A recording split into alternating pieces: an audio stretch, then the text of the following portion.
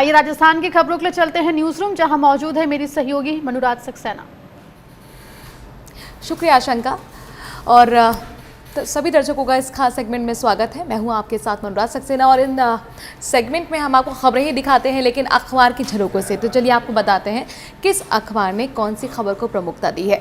आज की राजस्थान की जो सबसे बड़ी खबर यह है कि राजनीतिक घटनाक्रम बहुत तेजी से राजस्थान में बदल रहा है, लेकिन चूंकि अब जिस तरह से खबरें ये आई कि हरियाणा में कुछ कांग्रेस के विधायक होटल में ठहरे हुए हैं, उधर खबर ये आई कि सचिन पायलट कुछ विधायकों के साथ दिल्ली में है और उनकी अपनी नाराजगी है और अपने विधायकों के साथ वो सोनिया गांधी से मुलाकात के लिए वक्त मांग रहे हैं, चाहते हैं कि कुछ उनकी शिकायतें सुनी जाए सोनिया गांधी की तरफ से। लेकिन इन सब के बीच में अब मुख्यमंत्री अशोक गहलोत भी काफ़ी एक्टिव हो गए हैं। कल उन्होंने कैबिनेट की मीटिंग करीब रात 8:30 बजे ली थी, जिसमें सचिन पायलट जो कि उप मुख्यमंत्री हैं, दिल्ली में होने की वजह से वो मौजूद नहीं थे, लेकिन इसके कई राजनीतिक मायने भी निकाले जा रहे हैं। इस बीच अब मुख्यमंत्री आवास पर मंत्रियों का पहुंचना शुरू हो गया है और ये बताया जा रहा है कि कुछ ही देर बाद वहां पर चर्चा भी शुरू हो सकती है। इन सब के बीच में मुख्यमंत्री अशोक गहलोत लगातार यही बात कह रहे हैं कल से कि ये बीजेपी की साजिश है और बीजेपी हमारे विधायकों को खरीदना चाहती है, लेकिन हम सब कुछ ठीक कर देंगे और जो मंशा है बीजेपी की वो पूरी नहीं हो पाएगी। एक और अपडेट निकलकर इस घटनाक्रम से निकलकर ये आया है कि एसओजी की तरफ से नोटिस जारी किया गया है मुख्यमंत्री अशोक गहलोत को भी और इसके साथ ही सचिन पायलट को भी। और सचिन पायलट की नाराजगी का कारण यही बताया जा रहा है कि विधायकों की खरीद फरोख्त के मामले में एसओजी का नोटिस जो उनके पास आया है, यानी पूछताछ अब सचिन पायलट से भी होगी।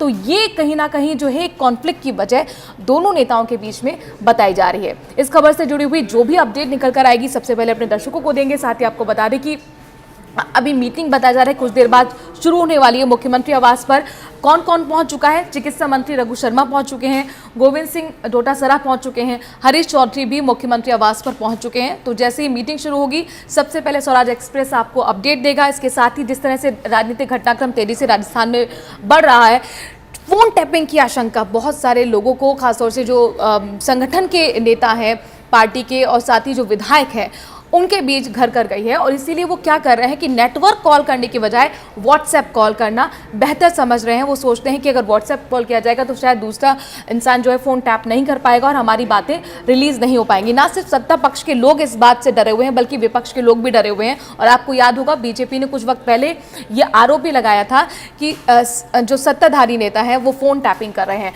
बहरहाल हर तरफ आशंका का माहौल राजस्थान में बना हुआ है।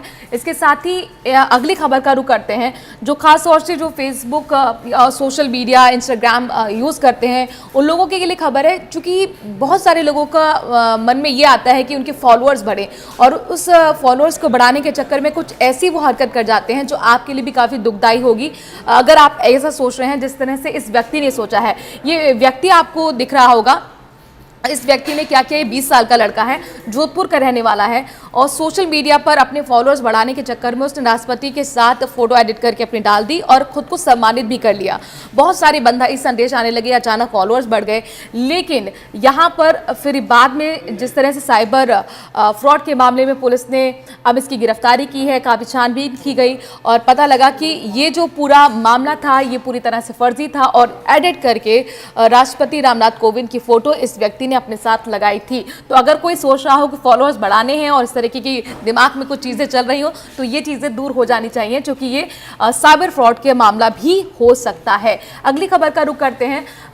जिस तरह से कोविड के मामले बहुत ज़्यादा बढ़ रहे हैं, खासतौर से मध्य प्रदेश की मुरैना में, ग्वालियर में, आगरा में, और ये सारे सीमावर्ती इलाके हैं जो कि टच होते हैं राजस्थान से। सीमाओं को सील कर दिया गया है। ये अपडेट आपको सुबह से लगातार अपने दर्शकों को हम बता ही रहे हैं। और इसके साथ साथ चाहे 2 पहिया वाहन भी हो, उन 2 पहिया वाहनों को भी पुलिस रोक रही है और उनसे कह रही है कि पहले आप कोरोना जांच प्रमाण पत्र दीजिए। अगर आपके पास कोरोना जांच प्रमाण पत्र नहीं है तो उन्हें वापस भी भेज दिया जा रहा है। तो इसीलिए अगर आप सोच रहे हैं राजस्थान के बॉर्डर में एंट्री करने की तो आपके पास ज़रूर कोरोना जांच प्रमाण पत्र होना चाहिए। चलिए अब अगली खबर का रुख करते हैं। लॉकडाउन खुल चुका है, अनलॉक 2 चल रहा है, बहुत सारी चीज़ें अब पटरी पर आने लगी हैं वापस, लेकिन बहुत सारे ऐसे जो प्रोजेक्ट्स हैं सरकार के उनका लॉकडाउन खत्म नहीं हो रहा है। ये एक तंज यहाँ पर दैनिक भास्कर ने दिखाने की कोशिश की है। द्रव्यवती रिवर फ्रंट है जो साल भर से इस पर कहा जा रहा है लॉकडाउन लगा हुआ है, यानी कि कार्य जो है वो प्रगति पर आ ही नहीं रहा है। जेडीसी से मंत्री तक सिस्टम की बीमारी को दूर नहीं कर पा रहे हैं और अब हाल में ये निकल कर आया है कि अक्टूबर 2020 की जो डेडलाइन थी उस तक भी काम नहीं हो पाएगा। हालांकि जेडीए ने टाटा प्रोजेक्ट को ज़रूर ये दोबारा एक रिमाइंड कराया है कि आपको उस डेडलाइन तक काम पूरा करना है, लेकिन कमिटमेंट यहाँ पर लगता नहीं है कि पूरा ये टाटा प्रोजेक्ट कर पाएगा जिस तरह से स्थितियाँ अभी चल रही हैं। आखिरी खबर का रुख करते हैं और आखिरी खबर ये है कि स्मार्ट सिटी जयपुर को बनाया जा रहा है, उसके लिए बजट जो है वो भी स्वीकृत कर दिया गया है। 1100 करोड़ का ये बजट है जिसमें अब 500 करोड़ का अफसर ये तय नहीं कर पा रहे हैं कि किस तरीके से रिनोवेशन में कहां कहां लगाया जाए। लेकिन एक जो चौगान स्टेडियम आपने देखा होगा उसको अंतर्राष्ट्रीय लेवल का स्टेडियम बनाने के लिए काफ़ी राशि खर्च की जाएगी और उसके लिए बताया जा रहा है कि करीब 31 करोड़ 37 लाख रुपए खर्च इसमें किए जाएंगे और फेज वाइज इस पर काम चलना शुरू होगा। तो ये थी राजस्थान से जुड़ी हुई तमाम बड़ी खबरें। आकांक्षा।